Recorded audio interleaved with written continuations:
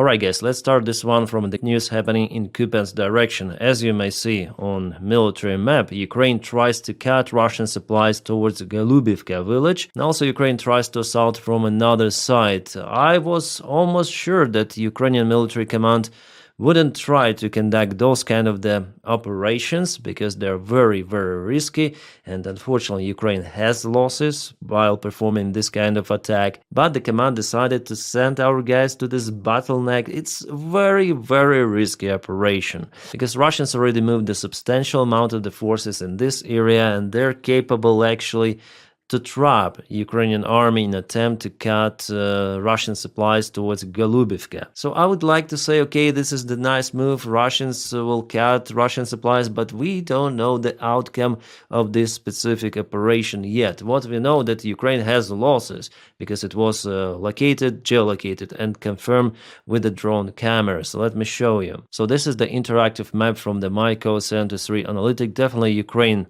propelled forward, but there are no any sort of the villages to actually dig down to the ground or to create the robust bridgehead. So Ukrainian forces has to move towards Golubivka village, and also from this side there is the river, so it's not an easy thing for Ukrainian army to cross it. It was very thin for a very long time actually the last months, but then Russia expanded it, and I would say it's already too late to cut it with this limited amount of the forces. And unfortunately Ukraine here used some sort of the Russian tactics. A couple of the vehicles were converted into those Mad Max looking style vehicles. You can see lots of the wires on top, but Russia sent many of the drones and they were capable to stop Ukrainian vehicles on the way.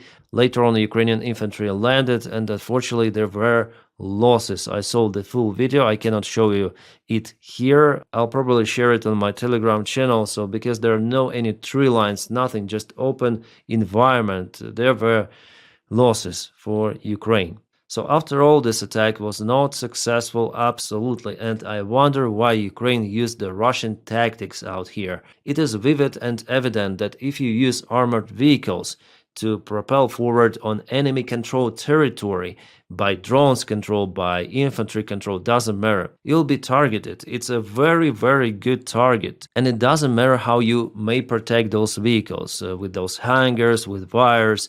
Enemy will have enough drones to stop everything. Yeah, it's very pity that Ukraine also has losses. It's a war. But whoever was in charge of this operation is really a stupid commander, because our guys repeated what Russians did in Chasiv Yar, maybe with less forces, 2 of the vehicles instead of bigger convoy. But it's just one-way ticket. They go, they've been kaputted. For what? What's the reason? Yeah, this is very strange. Ukraine has so much experience and still making those mistakes. I'm frustrated because if I play this video fully, there are our guys who've been hit by drones. They were lying there near to the vehicles, completely helpless. So it's too little, too late, this action. As I've told you, 1 month ago, there was thin connection. Now it's very robust. Russians deployed their drone operators in this region. So what's the use? How can you cope with those drones on those vehicles? Absolutely not possible. Yeah, sorry guys for starting this video from not so good news, because you might see some of the map update. Okay, Ukraine is up to cut Russians in Kupiansk or elsewhere, but in fact, if you check out the situation on the ground, it's completely different. Well, I just hope that there will be less mistakes done by Ukrainian army, because the price for it is just enormous, human lives. Yeah, I understand that there are losses as in every war, but this particular one was just the useless waste. Well guys, let's continue with some of the good news. Oh, our favorite drone compilations from Crimea. This is the Neba-U radar that was hit by Ukrainian military intelligence drone. Nice job, guys. Awesome. And this is the Buk system, yeah, Buk M3, also hidden somewhere in Crimea in a local tree line. Some of the missiles on the top, no go. And what is next? Oh, one more radar Neba-U. This is a very expensive thing, and it's already burning. Awesome job done by our Ukrainian defenders. Ukrainian drones operate from the drone boats. That is how it's usually done, and Definitely, I can see this is the Neba-U system. It got huge fire. A Ukrainian military intelligence with Budanov in charge really nails it hard. It's been a while since they posted. I haven't seen those kind of the videos this month. It's the first time, but I'm glad that they keep coming. At least we have some turn response even in Crimea. One of those raiders was destroyed in Jankoy airport of Crimea. Very nice, because it's the main supply hub for Russians. I mean, it's the railroad connection, and also Russia has military base, airfield. What an interesting image from the Kursk Oblast, Russian Federation. This region is bordering Ukrainian Sumy Oblast, and it seems like Ukraine definitely nails the Russian logistics out there. Our drone operators operate far behind the front lines. The video is presented to us by Spilnota Sternenko, and Sternenko himself, who is a well-known Ukrainian volunteer connected to the drone supplies for Ukrainian army. Outstanding video. I'll share it on my Telegram. You may find the link in the video description just below. So this is some sort of the compilation of the strikes. So yeah, this is all-terrain vehicle, I guess. Yeah, still Russia cannot reach that level of the drone usage compared to Ukrainian army, even though Ukraine has way less resources. So our guys in Sumy are successful because of the strikes on Russian logistics. Russians simply cannot supply their army normally. And one more video from Kursk. This is the checkpoint of the Russian army, some of the construction building, and it was hit by the drone, you can see it. Also, the nearby vehicle was chased and hit. And this is one more bordering region of the Russian Federation, Belgorod Oblast. This is the Russian electrical substation responsible for this entire southern region of Belgorod. And as you may see, lots of the FPV drones hit this facility. It means that Russians will not have electricity out there any longer, and they need electricity not just for civilians but also for military. As we know, Russia targets Ukrainian energy facilities, so Ukraine has the right to respond in the same way. Yeah, it is still not happening in the Moscow region, but who knows, we'll see. This winter could be interesting for Russia. Well, for Ukraine it will be difficult, it is already understandable. Experts say that it could be the worst winter for Ukraine since the start of the war, because Russia hits lots of the energy infrastructure, but we'll see. Hopefully there will be support from our European colleagues. It is very, very crucial, especially nowadays. But for Russia it could be also very, very bad. That's why Putin calls up reserves to protect Russia from Ukraine's drones. We have this article from Bloomberg, and definitely Putin is looking for extra army men to protect facilities with something. I just wonder what they can potentially use against the Ukrainian drones. Well, Russia is in lack of the air defense systems, even though Russia is the country that produces those quite massively, but because Russia uses them on the front lines and to protect Putin's palace, they're after all not enough to put in every refinery facility or oil storage or military base. So I just wonder how those army men may solve the problem with what they are capable to shut down Ukrainian drones, because they're flying quite fast with Kalashnikovs. Well, it might happen just occasionally. I mean, this is not the effective way how the air defense systems operate. You need Panzer 1S, definitely kind of effective system of the Russian Federation,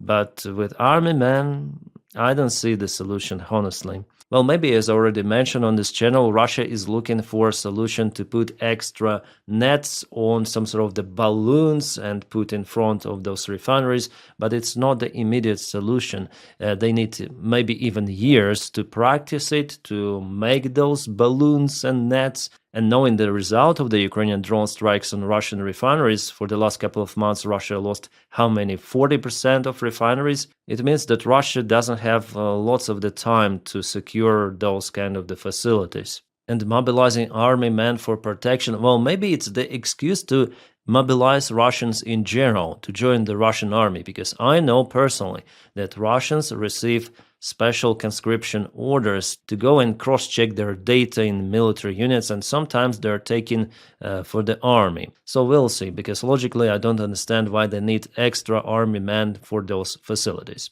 Also, yesterday I reported about the strike on the fourth largest oil refinery facility in Russia. It is close to Ryazan city. Well, today we have the confirmation that facility is completely no-go. It stopped processing of oil, and no one knows when it's going to renew the fuel production. Yeah, looking at everything of that and what is happening on the front lines, Ukrainian drone sanctions deep inside Russia, it seems like Putin is unable to handle the current situation and he's just flowing with the flow of this war. And I'm sure that Putin is actually scared about the current situation because how he would explain all of those million losses for Russians without reaching the goals of the special military operation. So-called special military operation, so he decides to continue, but little by little his economy shrinks. It's struggling. Russia is just this big country with economy inertia, so it will last for some time, for some years even. But the destiny for Russia, well, guys, it is interesting.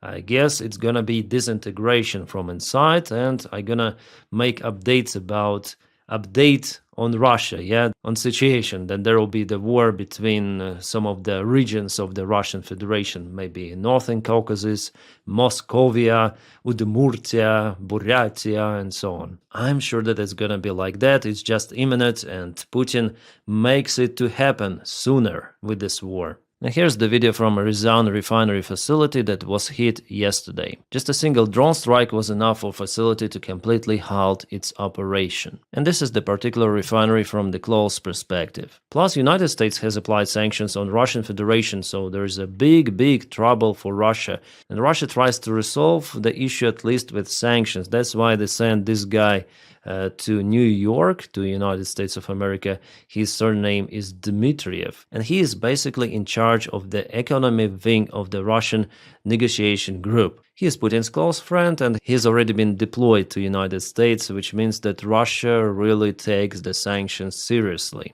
Here is already a video of him in New York. So he accuses Ukraine that Ukraine doesn't want to negotiate or extends the time, he says. Well, I don't want to translate this bullshit. I can explain what he mentions here. He says that Ukraine is breaking everything, all of the negotiation process, under supervision of the forces in Europe, UK, and other countries. He said that the aim of those forces is to crush the relations between United States and Russia, and his goal is to deliver this message to Donald Trump's administration. And I would say, judging on the history, they have pretty much high chance to deliver it properly and brainwash Donald Trump once again. He likes to be brainwashed, that's the only reason. By the way, he will meet with a special envoy of Donald Trump, Witkoff, and we know who Witkoff really is. He thinks that the shit show Russia conducted in occupied regions of Ukraine is legitimate referendum, and Ukraine simply should give up those territories because Putin wants it to happen. Well, not in this universe, but for Russia, it's better to release those sanctions, and they'll do everything for it, including kissing Trump and Witkoff in the most smelly places. So tomorrow or the day after tomorrow, we're gonna see the official response from the White House relative to the sanctions on Russia. For now, those been introduced because Rubio spoke with Lavrov and stated that Russia is not willing to make any sort of the peace and at least stop the war at the current front line. No, Russia wants to continue. Well, like a variant, if Trump really gets brainwashed, he might do some of the exclusions for some of the refineries, some of the companies of Russia, including daughter companies of Lukoil, so to ease the sanctions, but not officially.